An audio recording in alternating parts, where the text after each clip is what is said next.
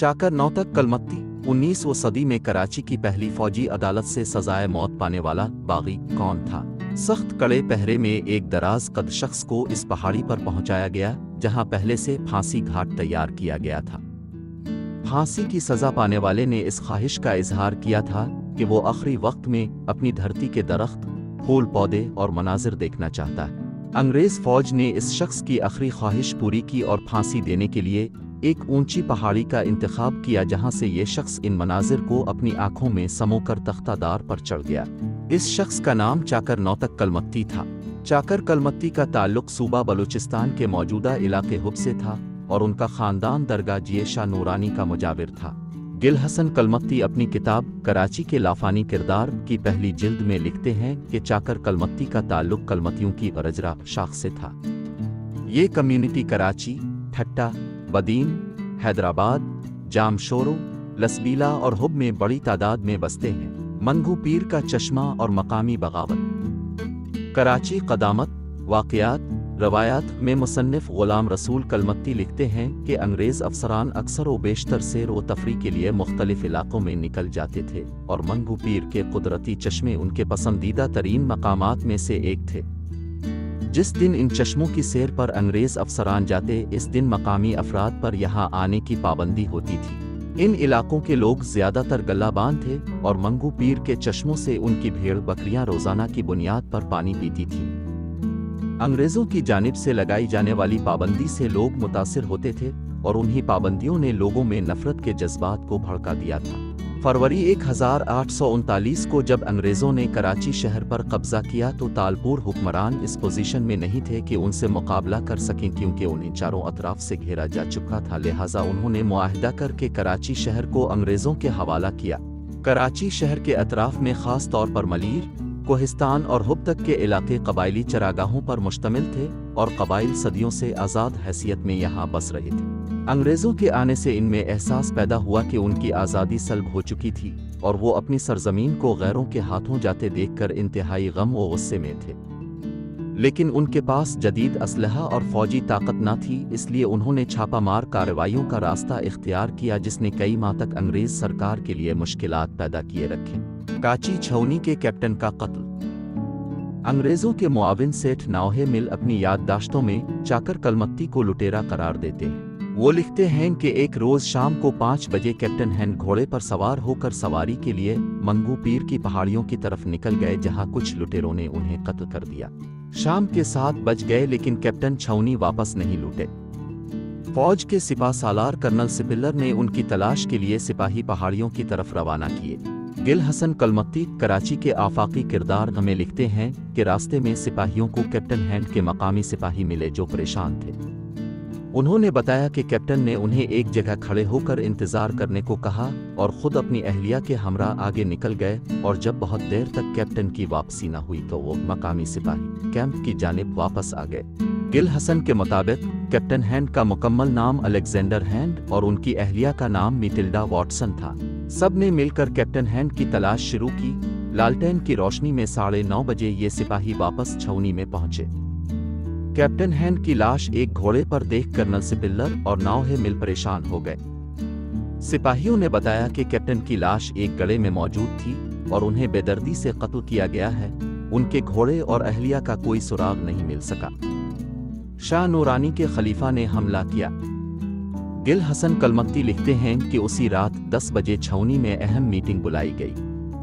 तमाम अंग्रेज इंतजामिया में परेशानी और खौफ की लहर दौड़ चुकी थी। तमाम सिपाहियों, ख्वातीन और अफसरान के बगैर इजाज़त बाहर निकलने पर पाबंदी आयद कर दी गई और शहर के रास्तों की नाकाबंदी की गई। सेठ नौहे मिल अपनी याददाश्तों में लिखते हैं कि रात को 10 बजे कर्नल सिपिल्लर ने उन्हें बुलवाया और वो चंद सिपाहियों के हमरा उनके पास पहुंचे। कर्नल सिपिल्लर ने कैप्टन के बारे में एक खबर से आगाह किया। मैंने सिपाहियों को हुक्म दिया कि खोजी लेकर जाओ और पैरों के निशानात से कातिल का पता लगाओ। मैंने उन्हें कहा कि जब तक तुम वापस नहीं आओगे इस वक्त तक मैं छावनी से बाहर नहीं निकलूंगा। वो 3-4 घंटों के बाद लौट आए और बताया कि बुज़दिली का ये काम शाह बिलावल के खलीफा चाकर ने छठा और बदीजा कौम के 50 लोगों की मदद से किया है। मैंने शहर जाकर छठा और बदीजा कौम के लोगों का पता चलाया اور بالاخر 8 افراد کو ڈھونڈ کر سخت پہرے میں انگریزوں کی چھاؤنی کی طرف روانہ کیا۔ انہوں نے کرنل سپلر کے سامنے اقرار کیا کہ وہ شاہ بلاول کے خلیفہ چاکر کے مرید ہیں اور یہ قتل انہوں چاکر نے کرایا ہے اور وہ اس وقت ان کے ساتھ تھے۔ انہوں نے یہ کام کیپٹن ہینڈ کے کوٹ پر موجود چمکتے تمغوں کے لالچ میں کیا ہے۔ چاکر کو حوالے کرو، حملے کے لیے تیار رہو۔ سیٹھ ناؤہے مل اپنی یادداشتوں میں لکھتے ہیں کہ کیپٹن ہینڈ کی لاش پہنچنے کے بعد کرنل سپلر اپنے نائب لیفٹیننٹ لیکی، جو اس وقت حیدرآباد سندھ کا اس وقت کا دارالحکومت کے سفارت خانے میں نائب تھے، کو لکھا کہ تالپور حکمرانوں سے خلیفہ چاکر کی کراچی حوالگی کے لیے کہا جائے۔ لیفٹیننٹ لیکی نے میر نور محمد پر دباؤ ڈالا، جس نے ایک خدمتگار کو شاہ نورانی بھیجا کہ خلیفہ چاکر کو قابو کر کے کراچی چھاؤنی بھیجا جائے۔ گل حسن کلمتی لکھتے ہیں کہ حیدرآباد کے میر تالپور حکمران لسبیلا کے جام اور قلات کے خان انگریزوں کی طاقت اور اثر رسوخ سے خوف زدہ تھے، کیونکہ انگریزوں نے میروں کے ذریعے لسبیلا کے جام اور قلات کے خان کو یہ پیغام بھیجا تھا کہ اگر چاکر خان کو انگریزوں کے حوالے نہیں کیا گیا تو قلات اور لسبیلا پر حملہ کیا جائے گا۔ اس وقت کے کلمتیوں کے سردار ملک ابراہیم، جو کیوہے کے سردار جام مہر علی اور برفتوں کے سردار ملک احمد خان سے بھی اس سلسلے میں رابطہ کیا گیا۔ چاکر کلمتی کی قلات روانگی۔ باہوٹ حمزہ خان کلمتی جنگ نامہ میں لکھتے ہیں کہ فوجی چھاؤنی کھارادر اور میٹھادر کے درمیان تھی۔ انگریز خچروں پر سوار ہوتے تھے۔ چاکر کلمتی بھی خچر پر سوار تھے اور اسی پر ہی کیپٹن کی اہلیہ کو بٹھا کر فرار ہوئے۔ راستے میں انہیں بھوک اور پیاس لگی۔ وہ ایک کنویں پر راکے جہاں پہلے سے ایک مقامی شخص موجود تھا، جس نے پانی پلایا اور کھانا دیا۔ اس کو چاکر نے پوری بات بتائی۔ جب وہ روانہ ہونے لگے تو اس شخص نے سوال کیا کہ اب کہاں جا رہے ہو؟ چاکر نے اسے نہیں بتایا اور کہا کہ کسی کو ان کے بارے میں نہ بتائے۔ جام لسبیلا نے اپنے لوگوں کو تلاش کرنے کے لیے کہا، جو اس شخص تک پہنچے اور اس نے پوری کہانی بتائی اور بتایا کہ چاکر کلمتی کس طرف گئے۔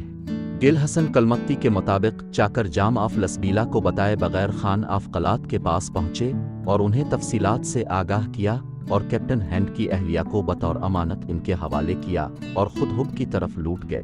کلمتیوں کے سردار مک ابراہیم کلمتی نے خان آف قلات سے رابطہ کیا اور بتایا کہ انگریزوں نے وعدہ کیا ہے کہ اگر چاکر خان گرفتاری پیش کریں تو وہ انہیں نہیں ماریں گے، جس کے بعد خان آف قلات کے درمیان میں پڑنے پر چاکر نے کیپٹن ہینڈ کی اہلیہ کو باعزت طریقے سے کراچی بھیجنے پر رضامندی ظاہر کی اور ساتھ میں یہ بھی کہا کہ جب تک انگریز کراچی خالی نہیں کریں گے وہ اور ان کے ساتھی ہتھیار نہیں ڈالیں گے اور حملے جاری رہیں گے۔ چاکر کی دھوکے سے گرفتاری۔ گل حسن کلمتی لکھتے ہیں کہ چاکر خان کو اس وقت گرفتار کیا گیا جب وہ حب کے چچڑ نامی علاقے میں موجود تھے۔ سرداروں نے مذاکرات کے بہانے بلا کر دھوکے سے انہیں گرفتار کر لیا اور سخت پہرے میں کراچی میں انگریز کیمپ بھیج دیا گیا۔ غلام رسول کلمتی لکھتے ہیں کہ چاکر خان جب حب کے علاقے میں تھے تو اس وقت لسبیلا کے حاکم پر انگریزوں کا دباؤ تھا کہ کسی بھی صورت میں چاکر کو گرفتار کر کے ان کے حوالے کریں۔ دوسری طرف چھٹا سردار، جو انگریزوں کے خاص آدمی تھے اور ان سے وفاداری کا عہد کر چکے تھے اور ان کے لوگ چاکر کی تلاش میں تھے۔ چاکر خان کی گرفتاری میں چھٹا سردار صاحب خان کے کردار کو کسی بھی طرح نظر انداز نہیں کیا جا سکتا۔ گل حسن کے مطابق ناؤہے مل نے شاہ نورانی کے علاقے کے رہائشی چھٹا قبیلے کے سردار صاحب خان کو کراچی طلب کیا، ان کو میر چاکر خان کے خلاف مدد کے لیے کہا۔ کراچی کے آس پاس جاگیر دینے پر صاحب خان نے ناؤہے مل کا ساتھ دینے کا وعدہ کیا۔ دوسری جانب خان آف قلات نے بھی اپنے جاسوس چاکر کے پیچھے لگا دیے اور اس طرح چاکر اپنوں اور غیروں کے جال میں پھنس گئے۔ 5 ماہ کے بعد جاسوسوں نے چاکر کے حب کے پار چیچڑی والے علاقے میں موجود ہونے کی اطلاع دی۔ چاکر اور ان کے ساتھیوں کا ٹھکانہ کراچی کے کاٹوڑ کے علاقے میں گوریان پہاڑ میں بنی ہوئی غار تھی، جہاں ان کا گھیراؤ کیا گیا۔